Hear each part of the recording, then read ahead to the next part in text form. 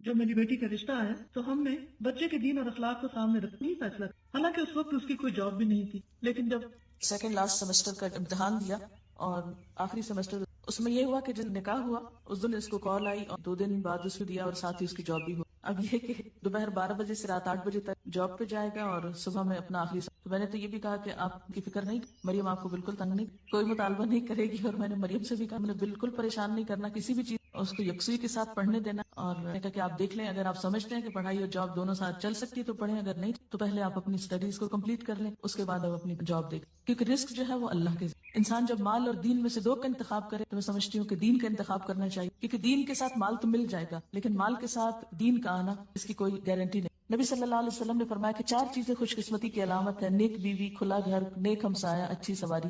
اور 4 چیزیں بدبختی کی علامت ہے، بری بیوی، برا ہمسایہ، بری سواری اور تنگ گھر. عورت سے 4 چیزوں کے پیش نظر نکاح کیا جاتا ہے، اس کی مال و دولت کی وجہ سے، حسب نسب کی وجہ سے، یا خوبصورتی کی وجہ سے، یا اس کی دینداری کی وجہ سے. اے انسان تیرے ہاتھ خاک آلود ہوں، دیندار عورت سے نکاح کرنے میں کامیابی حاصل کر. ہمیں سوچنا چاہیے کہ آخر اللہ کے رسول صلی اللہ علیہ وسلم نے دینداری ہی کو کیوں دیکھا اور کیوں معیار بنایا. آپ نے فرمایا مسلمانوں میں غریب لوگ مالداروں سے 500 سال پہلے بہشت میں. آپ نے فرمایا ہر امت کے لیے ایک فتنہ ہوتا ہے، میری امت کا فتنہ مال ہے. پھر اسی طرح برادری اور خاندان کو دیکھا جاتا ہے کہ کیا ذات ہے. یقین مانی مجھے ابھی تک یہ پوچھنے کا یاد ہی نہیں رہا کہ ان کی ذات کیا. کسی نے جب مجھ سے پوچھا کہ ان کی ذات کیا، مجھے خیال اچھا میں پوچھوں گی، اور میں جب سوچتی میں پھر بھول جاتی تھی اور ابھی تک بھولی ہوئی. کیونکہ یہ ذات اور برادری ہے تو صرف پہچان ہے انسان کی، اس سے بڑی پہچان جو ہے وہ اس کی دینداری اور اخلاق ہے. اور سب آدم سے اور آدم مٹی سے بنائے گئے، اس لیے کوئی کتنی بھی بڑی ذات سے ہو اصل تو سب کی ایک ہے. پھر اسی طرح حسن و جمال یہ بھی اللہ کی دین ہے، ہر ایک کو اللہ نے پیدا کیا اور اپنی مرضی سے بنایا، کسی پر بھی اعتراض کی کوئی گنجائش نہیں. اللہ جیسے چاہتا ہے صورتیں پیدا کرتا ہے، لیکن اللہ کے نزدیک جو عزت والا ہے وہ تقویٰ والا ہے. پھر یہ کہ اچھے ساتھی کے لیے دعا بھی کرنی چاہیے، استخارہ کرنا چاہیے، چھان بین یا معلومات لینی چاہیے. اور اگر پہلے سے معلوم ہو اخلاق اور کردار کا تو مزید تجسس اور پیچھا نہیں کرنا چاہیے، کیونکہ کوئی بھی انسان فرشتہ نہیں ہوتا.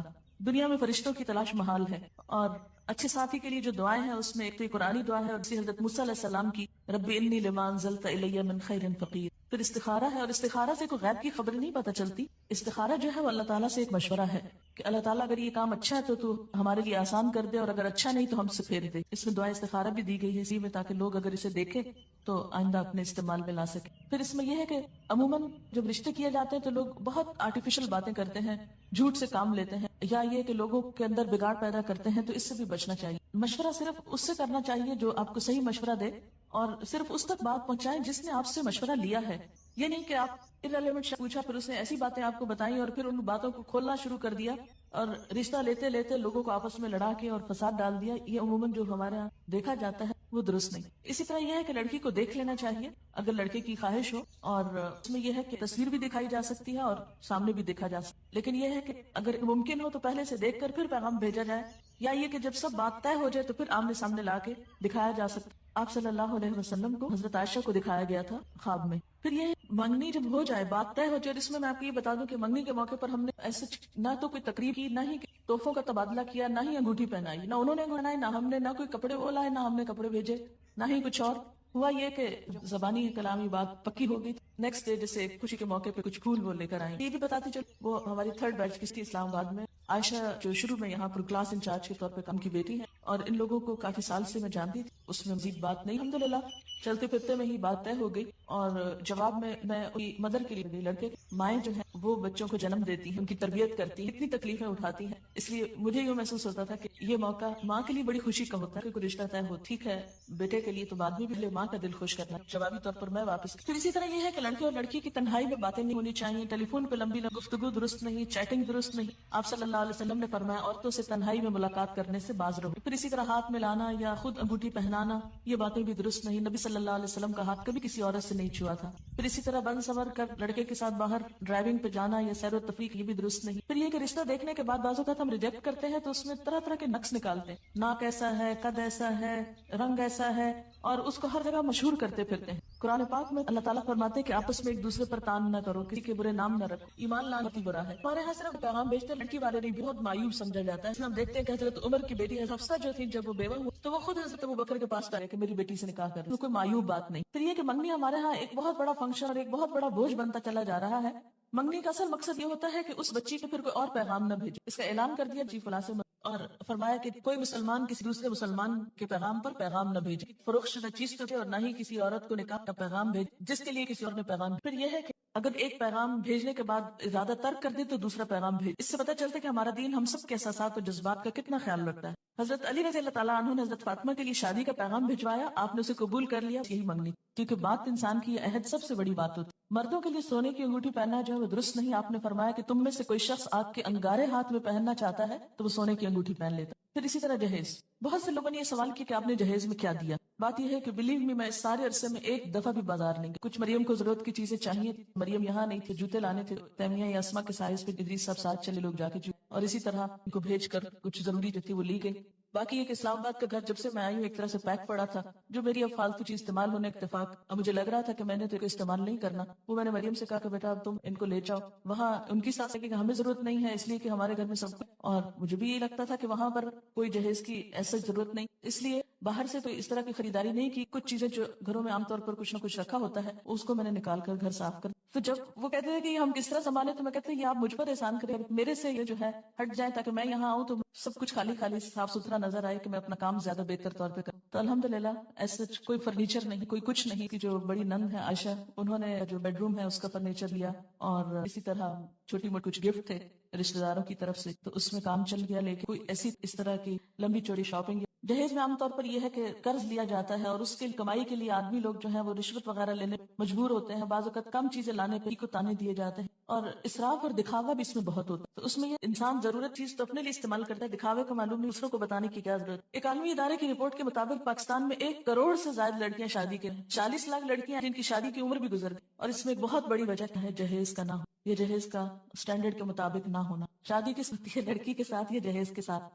آدم کے بیٹے کے پاس 2 وادیاں مال و دولت سے بھری ہوں تو وہ تیسری کے لیے خواہش۔ حضرت علی کہتے ہیں کہ حضور صلی اللہ علیہ وسلم نے حضرت فاطمہ کو جہیز میں 1 چادر، 1 مشکیزہ اور 1 چمڑے کا تکیہ دیا تھا جس میں ازخر کی گھاس بھری ہوئی۔ حضرت اسما کہتی ہے کہ فاطمہ جب رخصت کر کے حضرت علی کے ہاں بھیجی گئی تو ہم نے ان کے گھر میں اس کے سوا کچھ نہ پایا کہ وہاں ریت بچھی تھی، 1 تکیہ تھا جو کہ چھال سے بھرا ہوا تھا، 1 گھڑا اور 1 پانی پینے کا پیالہ تھا، کیونکہ ہماری طرح کا مروجہ جہیز نہیں، انتہائی ضرورت کی سنت میں جہیز کی کوئی حیثیت نہیں۔ اور حضرت علی کی جو بھیجا بھی کس لیے تھا کہ آپ حضرت علی کی بھی کفالت کرتے تھے۔ گھر کی ضروریات کا انتظام کرنا لڑکی کے والدین کی نہیں، خود لڑکے کی ذمہ داری ہے۔ اس موقع پر لڑکے کو الٹا مہر دینا ہوتا ہے، اور اس لیے بھی ہم نے کوئی ایسی قرارداد طے نہیں کہ کتنا ہوگا اور کیا ہوگا۔ اور انہوں نے پوچھا بھی ہم سے کہ آپ کے ہاں کیا ہوتا ہے، ہم نے کہا ہمارے ہاں کچھ بھی نہیں ہوتا، جو آپ کرنا چاہیں آپ خوشی سے کر سکتے۔ عموماً جہیز اس لیے دیا جاتا ہے کہ لڑکی کو وراثت میں حصہ نہ دینا ہو، جبکہ وراثت میں حصہ دینا فرض میں ہے اور جہیز دینا نہ نفل ہے نہ سنت ہے۔ یہ ویسے اپنی خوشی کی بات ہے، تحفے کے طور پر کچھ بھی آپ دینا چاہیں یا گھر صاف کرنے کے۔ پھر کچھ رسومات ہمارے ہاں بہت رواج پا گئی ہیں، شادی سے کچھ ہفتے پہلے یا اس کے بعد تاریخ مقرر کرنے کی جو رسم ہوتی ہے۔ پھر اسی طرح یہ ہے کہ وقت بھی ضائع ہوتا ہے، پیسوں کی بھی، عبادات میں کوتاہی۔ تو الحمدللہ اس موقع پر کوئی نماز، کسی نماز میں تاخیر نہیں ہوئی، کوئی ایسا اسراف اور دکھاوا نہیں ہوا، کوئی سیج نہیں تیار کی اس کے بغیر بھی شادی ہو۔ پھر اسی طرح کوئی پیلا جوڑا نہیں، بلکہ میں نے شدت سے منع کیا تھا کہ ایسا کوئی رنگ مجھے نظر بھی نہ آئے۔ بعض کہتا تھا نا کہ بھول کے انسان کوئی ایسی چیز پہلے پہن لیتا ہے، پوری طرح اس رسم کو جو ہے وہ ختم کرنا ہے۔ اب یہ دیکھیں، یہ 2 تصویریں ہیں، ایک انڈین تصویر ہے اور ایک پاکستانی، دونوں میں کیا فرق نظر آ رہا ہے؟ آپ ہی پہچان سے، مجھے تو پہچان نہیں ہو رہی۔ پھر جہیز کی نمائش، یہ بھی 2 کمپیریزن ہے۔ پھر اسی طرح یہ ہے کہ ٹھیک ہے اگر کچھ تفریح ہو رہی ہے یا گانا بجانا ہو رہا ہے تو اس میں ڈانس کی تو کوئی گنجائش نہیں نکلتی۔ نبی صلی اللہ علیہ وسلم نے فرمایا جس گھر میں گھنگرو اور گھنٹے ہوں اس میں رحمت کے فرشتے داخل نہیں، نہ ہی فرشتے ان لوگوں کے ساتھ رہتے ہیں جو گھنٹے استعمال کرتے۔ اپنے ہاتھوں سے اپنے آپ کو ہلاکت میں مت ڈالو، یعنی اللہ کی رحمت کو کیوں دور کرتے ہیں ایسی چیز۔ آپ نے فرمایا اس امت کے لوگوں پر زمین میں دھنسانے، شکلیں مسخ ہونے اور پتھروں کی بارش برسنے کا عذاب آئے گا۔ مسلمانوں میں سے کسی نے عرض کیا یا رسول اللہ صلی اللہ علیہ وسلم یہ کب ہوگا؟ آپ نے فرمایا جب گانے بجانے والی عورتیں ظاہر ہوں گی، آلات موسیقی عام استعمال ہوں گے اور شرابیں بھی۔ ترمذی کی روایت ہے۔ پھر اسی طرح مہندی کی تقریب میں ایک دوسرے پہ طنز، برا بھلا کہنا، مذاق اڑانا، یہ بھی اسلامی تعلیمات کے برعکس ہے۔ پھر اسی طرح مہندی کے موقع پر کھانوں کا اہتمام جو ہے اور اس میں خصوصی ڈیکوریشن یلو کلر میں، یہ تو درست نہیں، لیکن مہندی لگانا اس موقع پر ایسا کہ ہاسٹل کی سب بچیوں کو، میری بہنیں مریم کی، انہوں نے مریم کو سب بچیوں اوٹ پٹانگ لکیریں ادھر ادھر تھوڑا تھوڑا۔ ایک بات بتانا میں بھول گئی کہ مریم چونکہ وہاں تھی کہ کچھ کام تو شروع کرو، فارغ نہیں بیٹھو، تو کلاس میں اسماء الحسنی بھی پڑھے تھے۔ 2 کلاسز اس وقت وہاں چل رہی ہیں، ایک تعلیم القرآن کورس کی، ان کو اسماء الحسنی سکھانے شروع، جیسے اسماء یہاں پر کے نام وغیرہ سکھاتی۔ تو جو آخری دن تھا، یعنی شادی کا جو دن تھا، نکاح کا دن، اس کا بس صرف ٹائم ٹیبل تھوڑا تبدیل کی، صبح صبح اس کی کلاس تھی، لیکن یہ کہ اس دن بھی اس نے پڑھایا۔ پھر اسی طرح یہ کہ کھانوں میں بہت زیادہ اسراف ہوتا ہے۔ قرآن پاک میں اللہ تعالیٰ فرماتے وَلَا تُبَذِّرْ تَبْذِيرًا إِنَّ الْمُبَذِّرِينَ كَانُوا إِخْوَانَ الشَّيَاطِينِ وَكَانَ الشَّيْطَانُ لِرَبِّهِ كَفُورًا۔ فضول خرچی نہ کرو، فضول خرچ لوگ شیطان کے بھائی ہیں اور شیطان اپنے رب کا ناشکرا ہے. یعنی پیسے کا ضیاع محض دکھاوے میں اور اسراف میں یہ شیطان کو خوش کرنے والی بات ہے، رحمان کو نہیں. اور اس میں آپ کو انتظار ہوگا کہ مریم نے پہنا کیا تھا. اس کو سفید رنگ کا جوڑا پہنایا تھا جس سے پنک کلر کی پائپنگ دوپٹے پہ لگی ہوئی، پنک کلر کی کڑھائی اور پنک کلر کے موتیوں ہار تھا. یہ شادی کے موقع پر جو فنکشن تھا اس میں پہنایا تھا. اس کے بعد یہ ہوا کہ جب نکاح ہوا، تقریب ختم ہوئی، دعا ہوئی اور اس کے بعد یہ لوگ چلے گئے واپس. بعد میں جو ہمارے مہمان تھے انہوں نے کچھ کھانا کھایا اور اس میں یہ تھا کہ جو ہاسٹل کی بچیاں تھیں ان کو ہم نے کھانے میں شریک کیا. باہر سے ایسا ہم نے کھانے کے لیے لوگوں کو نہیں بلایا تھا، رشتہ داروں کو تو obviously سب جمع تھے، ان کو کھانا کھانا تھا، کچھ دوست بھی، لیکن باقاعدہ اس طرح کی تقریب نہیں تھی یا کھانے کے انویٹیشن جس طرح عموماً دیے جاتے ہیں وہ نہیں تھے. اس کے بعد یہ تھا کہ میں یہ چاہتی تھی کہ مریم سب نمازیں وغیرہ پڑھ لے اور عشاء کی نماز پڑھنے کے بعد اس کی رخصتی ہو تاکہ نماز میں کوئی حرج نہ آئے، کیونکہ اگر دن کو یہ چلی جاتی ہے 5-7 منٹ کے راستے پہ تو گھر تھا 10 منٹ کا ہارڈلی راستہ ہوگا جہاں اس کو جانا تھا. تو میں نے کہا کہ ابھی جا کے اگر سارا دن بیٹھی رہے گی ذرا وہاں جھجکے گی یا اور لوگ بھی ہوں گے تو بہتر ہے کہ یہ اپنا ریلیکس ہو، آرام کرے گھر میں اور اس کے بعد جائے. یہاں ایک بات بتاؤں کہ اس موقع پہ مریم نے کوئی ناخن نہیں بڑھائے اور نہ ہی ناخنوں کے اوپر کوئی خاص چیز ایسی لگائی. اس کے بعد یہ تھا کہ رات کو اس کو دوبارہ پھر جب بھجوانا تھا تو اس کے لیے تیار کیا گیا تھا، تو اس موقع پر اس کو گولڈ پہنایا اور چونکہ اب وہ اپنے شوہر کے لیے تیار ہو رہی نمائش کے لیے، تو میری چوڑیاں جو کہ میرا سائز اب ہیوی ہو گیا ہے تو میری ہی چوڑیاں کچھ رکھی ہوئی تھی کیونکہ مجھے تو بازار جانے کا اور کچھ بنوانے کا موقع نہیں تھا، تو ان کو میں نے اس کو دیا. اسی طرح میری اپنی کچھ جیولری پڑی ہوئی تھی، کچھ اس کے لیے گفٹ وغیرہ تھے تو وہ اس کو پہنا کے اس کے ساتھ یہ تھے رخصت کیا. اس میں یہ تھا کہ کسی خاص بیوٹی پارلر سے نہ کسی کو بلایا اور نہ ہی وہ کسی بیوٹی پارلر میں گئی اور نہ ہی اس کے لیے کوئی بہت اہتمام تھا. یہاں یسرا اور ایک آمنہ، ان کی مدر میری اسٹوڈنٹ ہے فرسٹ بیچ کی، تو دن میں انہوں نے اس کو تیار کیا تھا. شام میں میری ایک اور لسنر ہے، وہ بہت عرصے سے مجھے پیچھے تھی کہ کچھ آپ کے لیے کرنا ہے، تو مجھے کسی نے کہا کہ وہ بہت اچھی دلہن تیار کر لیتی ہیں، ٹھیک ہے آپ انہیں کو بلا لیں. تو شام کے وقت انہوں نے اس کو تیار کیا. شام کے وقت اور کچھ لوگ نہیں تھے، صرف میرے بہن بھائی تھے اور میرے سسرال کے سب لوگ تھے. اور اس میں جو ٹائم تھا کہ 8:30 بجے رخصت کر، اور جب یہ لوگ پہنچے لینے کے لیے اس وقت پھر کوئی خاص ہنگامہ نہیں ہوا. مریم سے میں نے کہا خود چلو اور خود چل کے خیر گاڑی تک پہنچی، اس کو بٹھایا. کوئی رونا دھونا نہیں، کوئی چیخنا چلانا ہے، ہنگامہ نہیں، کوئی مصنوعی قسم کے آنسو نہیں، کچھ نہیں. لیکن دل میرا جو تھا بہت ہی، جسے کہتے ہیں نا کہ جسم کا ایک ٹکڑا انسان الگ کرتا ہے، کہ حالانکہ مجھے پتا پھر ملے گی یہ سب، لیکن ایک ان نون کسی میرے اندر اداسی تھی یا ایک جیسے ایک محبت یا خون کا رشتہ ہوتا ہے، وہ ایک طبیعی سی چیز ہے. لیکن الحمدللہ نارملی ان کو رخصت کیا اور اس موقع پہ میں نے دعا پڑھی، استودعکم اللہ دینکم و امانتکم و خواتیم عملکم، اور ان کو بھجوا دیا. اور جو سب سے مشکل پارٹ تھا وہ یہ تھا کہ میں اپنے داماد سے حجاب کیسے اتاروں. مجھے اس قدر شرم آ رہی تھی، اس قدر شرم، کیونکہ اس دن تو میں نے خیر اتارا نہیں، وہ باہر ہی تھا بیچارہ، اندر تک نہیں آیا. لیکن اگلے دن جب صبح میں مریم ساتھ آئی تو یہ تھا کہ اب میں کیا کروں. میں چادر لی تھی، تھوڑا سا نیچے کیا، پھر تھوڑا سا، پھر تھوڑا سا. اس کے بعد یہ تھا کہ جیسے میرے رشتہ دار اور کچھ اور لوگ گفٹ وغیرہ لے کر آئے تھے، باقی تو میں نے چونکہ انوائٹ نہیں کیا تھا اور میرا مقصد یہی تھا کہ لوگوں کو کچھ لانے کی تکلیف نہ ہو. اسٹاف کے لوگوں میں سے میں نے کسی ایک کو مقرر کیا ہوا تھا کہ اسٹوڈنٹس میں سے اگر کوئی گفٹ لے کر وہاں پر آئے تو اس کو بہت پیار سے بہت اچھے طریقے سے سمجھا دیں کہ یہ اس طرح کی شادی تو ہو نہیں رہی، تو آپ ایسا نہیں کریں.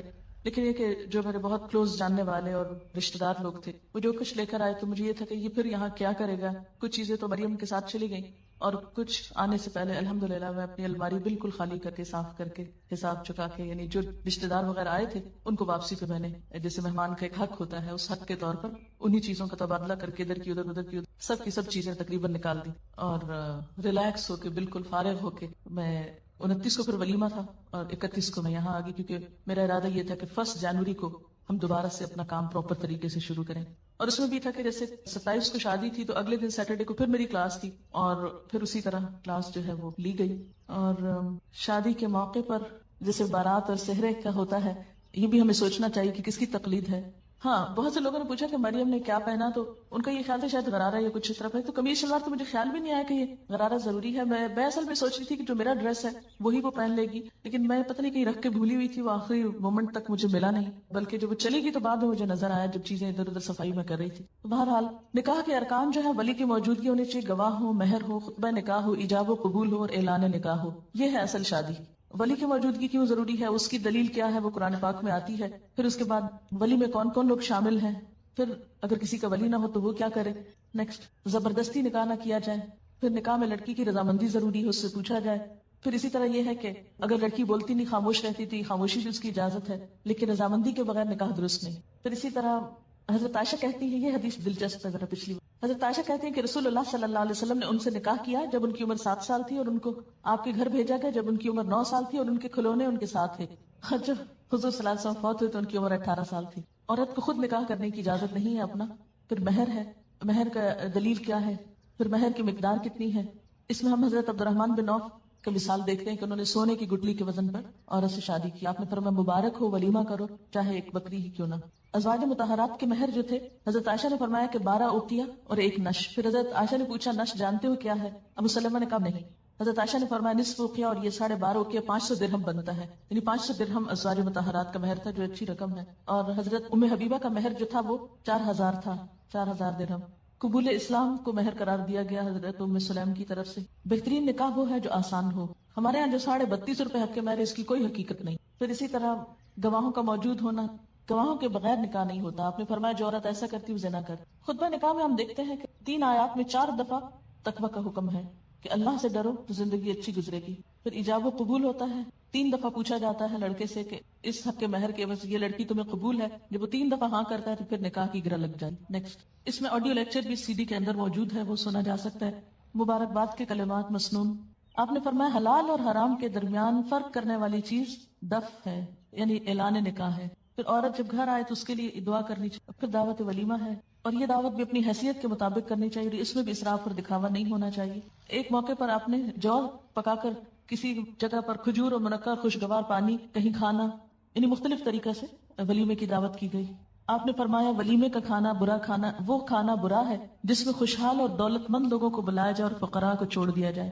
اس موقع پر ہمیں ایک تھوڑی سی مشکل یہ ہوئی، جیسے ولیمہ کی دعوت تھی. انیشلی جو انہوں نے انویٹیشن دیا، یہ ہمارے یہاں عام طور پر شادی کا جو خرچہ ہوتا ہے اس کی تھوڑی سی، مثلا 8 لاکھ روپے 5 لاکھ روپے جو لوگ خرچ کرتے ہیں ایک عام شادی پر، اور اس کے مقابلے میں آپ دیکھیں کہ اللہ تعالیٰ کیا فرماتے ہیں، جو لوگ محض اپنا مال لوگوں کو دکھانے کے لیے خرچ کرتے ہیں اور در حقیقت نہ اللہ پر ایمان رکھتے ہیں نہ روز آخرت پر، سچ یہ ہے کہ شیطان جس کا رفیق ہوا اسے بہت ہی بری رفاقت میسر آئی. یعنی دکھاوے کے لیے اتنی رقمیں اڑانا جو ہے سراسر غیر اسلامی ہے. آپ دیکھیں کہ تقریبات کے موقع پر 100 روپے فی کس کے حساب سے 8 روپے کا کھانا روزانہ پک رہا ہے. یہ ایک اخبار میں آیا تھا. یعنی روزانہ شہر میں جو کھانا پکتا ہے، ایک شادی میں نہیں کئی شادیوں کو جب ملایا جاتا ہے، 8 کروڑ روپے. یعنی اگر 100 روپے پر پرسن کا کھانا ہو تو ایک دن میں جو پک رہا ہے. پھر اسی طرح ہر سال پاکستانی 150 ارب روپے کا گوشت کھاتے ہیں. پھر اسی طرح دوسری طرف ہم دیکھتے ہیں کہ پاکستان کی 25% آبادی غذا کی کمی کا شکار ہے. 30% کھانا روز ضائع ہوتا ہے. صرف کراچی میں 2 کروڑ روپے مالیت کا کھانا روزانہ جھوٹا کر کے چھوڑ دیا جاتا ہے. یہ اخبار کے اسٹیٹسٹکس ہیں. یہ اعداد و شمار ہم سے کیا تقاضا کرتے ہیں؟ پاکستان کی کل آبادی 13 کروڑ ہے. اس میں سے 4 کروڑ 20 لاکھ لوگ، آبادی کا 30% حصہ انتہائی غریب ہے. 4 کروڑ 70 لاکھ لوگ، آبادی کا 62% لکھنا پڑھنا نہیں جانتے. 76% عورتیں پڑھی لکھی نہیں. 80 لاکھ بچے اسکول نہیں جاتے. 7 کروڑ 20 لاکھ لوگوں کا یعنی 53% حصہ حفظان صحت، ہسپتال اور طب کی سہولتیں میسر نہیں. 5 کروڑ 40 لاکھ لوگوں کو طبی سہولتیں میسر نہیں. 90 لاکھ بچوں کو مناسب غذائیت میسر نہیں. 6 کروڑ 10 لاکھ لوگوں کو صاف پینے کا پانی میسر نہیں. یہ فیڈرل بیورو آف سروے نے یہ رپورٹ پیش کی. تو جس ملک کی آبادی کا حال یہ ہو، وہاں پر اتنا اسراف شادیوں کے موقع پر کسی طور پر بھی جائز نہیں. اگر اس پیسے کو ہم اپنی قوم کی تعلیم کے لیے خرچ کریں تو ہمارے لیے صدقہ جاریہ ہو. پرائمری اسکول کا 1 سال کا خرچہ 2 لاکھ روپے ہے. ایک بچے کی تعلیم 3000 روپے سالانہ ایوریج. پروفیشنل کالج میں ایک بچے کی تعلیم 12,000 روپے سالانہ. ٹی بی کے مریض کا علاج 8,000 روپے سالانہ. کیا ایسا نہیں ہو سکتا کہ ہم اپنی شادیوں میں سے کچھ پیسے بچا کر ہم اپنے عوام پر صرف کریں جنہیں ضرورت ہے؟ تو جو لوگ اپنے مال اللہ کی راہ میں صرف کرتے ہیں ان کے خرچ کی مثال ایسی ہے جیسے ایک دانہ بویا جائے اور اس سے 7 بالیں نکلیں، ہر بال میں 100 دانے ہوں. اسی طرح اللہ جس کے عمل کو چاہتا ہے افزونی عطا فرماتا ہے. وہ فراخ دست بھی ہے اور علیم بھی ہے. ایک اور چیز میں بتانا چاہوں گی، یہاں پر ایک انٹرویو ہے، اس وقت ٹائم نہیں. ہماری ایک اسٹوڈنٹ تھی سارا، جو آئی ٹی ڈپارٹمنٹ میں کام کرتی تھی. ان کی شادی کس طرح ہوئی اور اس موقع پر کیا اچھی مثال پیش کی گئی، CD میں موجود ہے. جو لوگ یہ CD لیں، CD باہر فار سیل اب اویلیبل ہے، یعنی عام لوگوں کے لیے بھی اس کو پرنٹ کرا لیا گیا ہے. تو اس میں آپ دیکھیں کہ اگر اسی مال کو ہم اپنی دنیا اور آخرت سنوارنے کے لیے استعمال کریں بنسبت اس کی صرف ایک شادی کے موقع کو اپنی ذاتی خواہشات کی تکمیل کے لیے، صرف اپنے دل کو یا اپنی آنکھوں کو ٹھنڈا کرنے کے لیے مال خرچ کریں، اس کی بجائے اگر ہم اسے باقاعدہ بہتر طرح استعمال کریں تو دنیا بھی ہماری بہتر ہو سکتی ہے اور آخرت بھی. صدقہ خیرات کر کے انسان کو بتانا تو نہیں چاہیے، لیکن تھوڑی سی مثال میں رشتہ داروں کا حق ہوتا ہے. تو میں نے کوشش کی کہ شادی کے موقع پر جو گفٹ آئے ہیں صرف مریم کو نہیں ملے بلکہ رشتہ داروں کو بھی ملے. اس کی کزنز جو ہیں یا جو اور رشتہ دار خواتین جو بھی بچے یا بڑے جو بھی تھے، تو اس کو میں نے ان لوگوں کو بھی تقسیم کیا، اور یہ بھی میرے دل میں اللہ کی رضا تھی، نہ کہ یہ سوچا کہ ان کی طرف سے مجھے کچھ ملے یا یہ اگر کچھ لائے ہیں تو اس کا بدلہ ہو، نہیں، صرف ایک صلہ رحمی کے لیے۔ دوسرا یہ کہ مریم کو جیسے ولیمے کے موقع پر کچھ آنے والوں نے کچھ پیسے ویسے جو سلامی جس کو بولتے ہیں وہ دی، تو اگلے دن جب صبح میں آئی تو ایک لفافہ پکڑا ہو تو کہنے کہ ماما یہ الہدا میں ڈال دیں، میرا داماد بھی ساتھ تھا تو کہ ہم دونوں کی طرف سے الہدا کے لیے۔ تو میں نے کہا آپ لوگ ایک نئی زندگی شروع کر رہے ہیں، آپ کو اپنی ایجوکیشن وغیرہ کے لیے بھی ضرورت ہوگی تو آپ لوگ رکھیں اس کو، لیکن بالکل نہیں مانے اور بسد اصرار وہ پیسے چھوڑ گئے۔ خیر میں نے بھی نہ پوچھا کہ کتنے ہیں اور نہ میں نے خود گنے، میں نے الہدا کی انتظامیہ کے حوالے کیے، اور اس طرح زندگی کا ایک آغاز کیا گیا۔ اس کے بعد یہ تھا کہ جب صبح ملنے کے لیے آئے ہیں تو میری کلاس کا وقت تھا، میں تھوڑا سا بیٹھی ہوں اور اس کے بعد میں نے معذرت کی میری کلاس کا وقت ہے، میرے داماد کہتے کہ نہیں آپ ضرور جائیں، اور کلاس میں چلے گی تو میں نکلنے لگی تو میں نے کہا کیا مریم بھی آ سکتی، کہ شادی کے بعد شوہر کی اجازت ضروری ہے، چاہے وہ بچے ہیں اپنے لیکن پھر بھی جو ادب آداب ہیں ان کا لحاظ ضروری ہے، کیوں نہیں انشاءاللہ ضرور۔ تو وہ باہر پھر مردوں میں چلے گئے اور مریم جو ہے وہ کلاس میں نیکسٹ ڈے پر نیچے بیٹھی۔ تو پھر اس کے بعد یہ تھے کھانے کا وقت ہو رہا تھا، ان لوگوں کو جانا تھا، کچھ اور مہمان وغیرہ بھی تھے، تو پھر وہ بیچ میں کلاس کے اٹھ کے چلی گئی۔ لیکن یہ کہ مجھے نہیں پتا چلا کہ شادی کے ساتھ جو تعلیم کا سلسلہ ہے، یہ جو کام ہے، وہ کسی طور پر بھی متاثر نہیں ہوا، اس لیے جن لوگوں کے ساتھ رشتہ جڑا وہ بھی دین کو سمجھنے والے، مقصد کو سمجھنے والے، اور وقتاً فوقتاً اس کی تعلیم و تبلیغ شریک بھی رہے ہیں، اس لیے الحمدللہ کسی موقع پر کوئی تکلف نہیں، کوئی بیڈ فیل۔ میں اللہ کا کتنا شکر ادا کروں کہ میرے آنسو اس پہ نہیں تھمتے، کہ اللہ تعالیٰ کتنا شکر ہے کہ تھرو آؤٹ رشتہ لینے سے کر شادی کے لیے آخر میں جو میں ان کو خدا حافظ کہہ کے آئی ہوں، اس سارے موقع تک ایک مرتبہ بھی اللہ کا 1000 دفعہ شکر کوئی بیڈ فیلنگ دونوں پریقین کے درمیان نہیں ہوئی۔ ورنہ عام طور پر کیا ہوتا ہے کہ شادی ہونے سے پہلے یا شادی کے دن یا شادی کے بعد کوئی نہ کوئی بہانہ ڈھونڈ لیا جاتا ناراض ہونے کا، یا کوئی بہانہ ڈھونڈ لیا جاتا ہے ایک دوسرے کو ستانے کا یا پریشان کرنے کا۔ اصل حقیقی خوشی اور سکون اور راحت اور آرام کس میں ہے؟ مال و دولت کے دکھاوے یا اسراف اور لباس اور اصل خوشی یہ ہے کہ انسانیت کا احترام ہو، ایک دوسرے کی عزت کی جائے، ایک دوسرے کو اس کا مقام دیا جائے، ایک دوسرے کی قدر پہچانی جائے، اور اس کا پورا لحاظ رکھا گیا الحمدللہ، دونوں طرف سے رکھا گیا۔ اس میں میرا کوئی کمال نہیں ہے، یہ میری طرف سے نہیں ہے، اگر ظاہر ہے کہ وہ لوگ کوآپریٹ نہیں کرے تو ہم کیا کر سکتے، لیکن چونکہ رشتہ اگر دین کی بنیاد پر ہوتا ہے اور دین کی روح اور اسپرٹ کو جاننے والے لوگ موجود ہوں تو پھر بہت سے معاملات طے کرنے میں مشکل نہیں ہوتی۔ یعنی کسی بھی معاملے میں یہ نہیں ہوا کہ اگر ہم نے کہا ایسا کر لیتے تو انہوں نے کہا نہیں یہ تو ہو نہیں سکتا، یا انہوں نے کہا کہ ایسا کرتے تو ہم نے کہا یہ تو پاسبل نہیں۔ دونوں فریقین نے ایک دوسرے کے ساتھ مکمل طور پر ہم آہنگی اور آپس میں اتفاق کا مظاہرہ کیا۔ شادی کے بعد یہ ہے کہ دونوں کا تعلق کیا ہے، ہن لباس لکم وانتم لباس لہم، وہ تمہارا لباس ہے تم ان کا لباس ہو۔ اس سلسلے میں جو خاص نصیحت میں نے مریم کو رخصتی کے وقت کی وہ کیا تھی کہ مریم تم ایک نئے گھر میں جا رہی ہو، لیکن یاد رکھنا یہ عارضی گھر ہے، اس سے آگے ایک پائیدار گھر تمہارا انتظار کر رہا ہے۔ اس زندگی کی خوشیوں میں اور اس زندگی کے سکون میں جا کر تم اپنی آخرت کو نہیں بھولنا۔ میں تمہیں اس موقع پر بھی یہی نصیحت کروں گی کہ وہاں جا کر بھی آخرت کے گھر کی تیاری جاری رکھنی ہے، اور اس میں سب سے پہلے یہ کہ آخرت کی تیاری حقوق العباد کو ادا کر کے ہوتی ہے، عبادات تو اپنی جگہ۔ ہاں ایک اور دلچسپ بات یہ، جب نیکسٹ ڈے ملاقات ہوئی میرے بچے کی والدہ سے تو کہنے لگی، ہنس رہی تھی کہ آج سب لوگ مسجد میں انتظار کر رہے تھے کہ آج تو عاطف کی شادی ہے، دیکھتے ہیں فجر کی نماز میں آتا ہے یا نہیں۔ تو کہتے ہیں کہ الحمدللہ وہ اس امتحان میں پورا اترا ہے اور آج بھی فجر کی نماز اس نے مسجد میں جا کے پڑھی ہے۔ تو مجھے اتنی خوشی ہوئی، میں نے کہا الحمدللہ، اللہ کا لاکھ لاکھ شکر ہے کہ جس نے ایسے موقعوں پر اپنی اطاعت کی توفیق۔ ورنہ عموماً کیا ہوتا ہے، خوشی کا موقع یا غم کا موقع سب سے پہلے ہم نماز روزہ یا انسانوں کے حقوق کو بھول جاتے ہیں بعض اوقات۔ تو اس میں یہ ہے کہ جو خاص تاکید میں نے کی کہ مجھے کوئی بھی چیز جو گھر میں ایسی ہو جو، کیونکہ انسان ہے اگر ان کی کوئی ناگوار فیلنگ بھی کبھی آئے، اللہ نہ کرے مجھ تک نہیں پہنچ، اس کو کہیں باہر جا کے ڈسکلوز نہیں، کسی دوست سے اس کا ذکر نہیں، اللہ سے دعا کرنی ہے اور مدد مانگنی ہے اور اس سفر کو جاری رکھنا ہے۔ میں کوئی بھی شکایت، کوئی بھی عیب، کوئی بھی چیز نہ دیکھنا چاہتی ہوں نہ سننا چاہتی ہوں، نو وے۔ ہن لباس لکم وانتم لباس لہم، دونوں آپس میں ایک دوسرے کا لباس ہو، آپس میں ایک دوسرے کے ساتھ مفاہمت اور موافقت کرو۔ اور یعنی کہ لڑکا یا لڑکی بالغ ہوتے ہیں تو شادی ہوتی ہے، تو بالغ ہونے کا مطلب یہ کہ ہم میچور بھی ہوں اور ایک دوسرے کا حق پہچانے۔ اس میں عموماً یہ ہوتا ہے کہ مائیں خود قریت قریت کے پوچھ کیا کھایا تھا، کیا پیا تھا، کیا ملا تھا۔ اچھا مجھے تو یہ بھی یاد نہیں رہا، لوگوں نے سے پوچھا اچھا تمہیں منہ دکھائی کیا ملا، اس کو سمجھ نہیں پہلے آئی کہ یہ کیا کہہ رہے ہیں، لیکن مجھے کوئی انٹرسٹ نہیں ہوا کہ میں جا کے پوچھوں کہ اچھا کیا زیور تھا تمہارا، کیونکہ ہم نے کوئی زیور اس طرح ایسا منگایا نہیں کہ وہ وہاں سے لا کر دیں اور پھر یہ اس طرح پہنے، جو بھی آیا پہنا۔ میں نے نہیں ایک دفعہ آنکھ بھر کے بھی نہیں دیکھا کہ کیا چیز ہے، اس لیے کہ جس کا ہے اس کو اللہ نصیب کرے۔ اور باقی یہ کہ نہ تو اس میں دکھاوا اور نہ ریاکاری اور نہ ہی کوئی دلچسپی ہے، چیز کسی کی دلچسپی ہمیں کس بات سے، اور باقی چیزیں تو ان چیزوں پر مال قابل بھروسہ نہیں کہ اس کے بھروسے پر ہم سمجھے کہ مستقبل محفوظ ہو گیا، وہ تو آنی جانی چیز ہے۔ بھروسہ تو اصل اللہ کی ذات پر ہے کہ اسے راضی رکھا جائے، وہ ناراض نہ ہو، وہ اپنی رحمت کا دامن جو پھیلائے رکھے اور وہ منہ نہ موڑے ہم سے۔ بہرحال لباس جو ہے وہ خوبصورتی کا ذریعہ بھی ہے، عیب بھی چھپاتا ہے، آرام اور راحت کا سبب بھی ہے، پھر حقوق و فرائض کے اوپر کچھ باتیں ہیں. بیوی کے حقوق ہیں قرآن پاک اور احادیث کی روشنی میں. اتنی خوبصورت تعلیم ہے جو ہمارے دین نے ہمیں دی ہے، اگر ان پہ ہم عمل کریں تو بہت سی مشکلات حل ہو جائیں. حضرت عائشہ فرماتی ہے کہ میں آپ صلی اللہ علیہ وسلم کے ہاں گڑیوں سے کھیلا کرتی تھی، میری سہیلیاں بھی کھیلتی تھی. جب آپ تشریف لاتے تو سب ادھر ادھر چھپ جاتی، آپ ڈھونڈ ڈھونڈ کر ایک ایک کو میرے پاس بھیجتے تاکہ میرے ساتھ کھیلیں. بیوی بچوں پہ خرچ کرنا سب سے زیادہ اجر و ثواب کا باعث ہے. ہمارے ہاں یہ ہے کہ شوہر بیوی کی مدد نہ کرے گھر کے کام میں. میں مریم کو بار بار یہ تاکید کرتی تھی، دیکھو خدمت میں عزت ہے، خدمت سے تمہیں عزت ملے گی، خدمت سے تمہارا مقام بنے گا، خدمت سے محبت ملے گی، خدمت کو نہیں بھولنا. یہ بار بار میں اس کے کان میں ڈالتی رہی ہوں. یہ میں نے ضرور پوچھا کچھ کیا تھا یا نہیں، کیا کیا تھا؟ تو بتا رہی تھی کہ میں نے چھوٹا چھوٹا یہ کام شروع کیا لیکن ابھی مجھے کوئی کرنے نہیں دے رہا تھا. اور عاطف ساتھ لگ جاتا ہے نا کہ چھوٹی چھوٹی چیزوں میں ساتھ مدد کرتا ہے. اب اس میں یہ ہے کہ ایک انجوائمنٹ بھی ہے مل کر کام کرنے میں، اور ایک سنت رسول صلی اللہ علیہ وسلم بھی ہے. پھر شوہر کے حقوق ہیں، اطاعت ہے. میں نے خاص تاکید کی کہ دیکھو اس سے پوچھے بغیر کوئی کام نہیں کرنا، نہ کسی کو اپنے گھر آنے کے لیے دعوت دینا اس سے پوچھے بغیر، نہ ہی پوچھے بغیر کہیں جانا.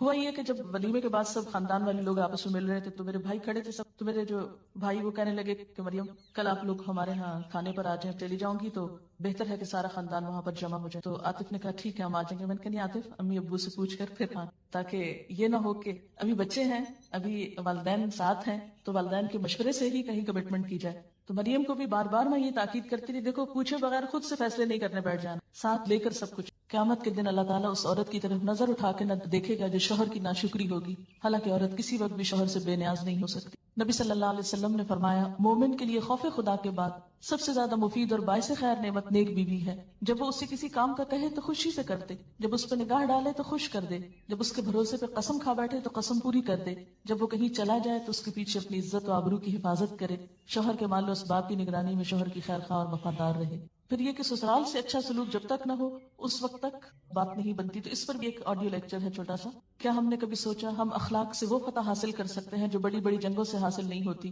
یعنی دلوں کو تسخیر کر کے ان پہ حکمرانی کر سکتے. دعا بھی مانگنی چاہیے، ربنا ھب لنا من ازواجنا وذریاتنا قرۃ اعین واجعلنا للمتقین اماما. یہ CD یہاں کی ملٹی میڈیا ڈپارٹمنٹ نے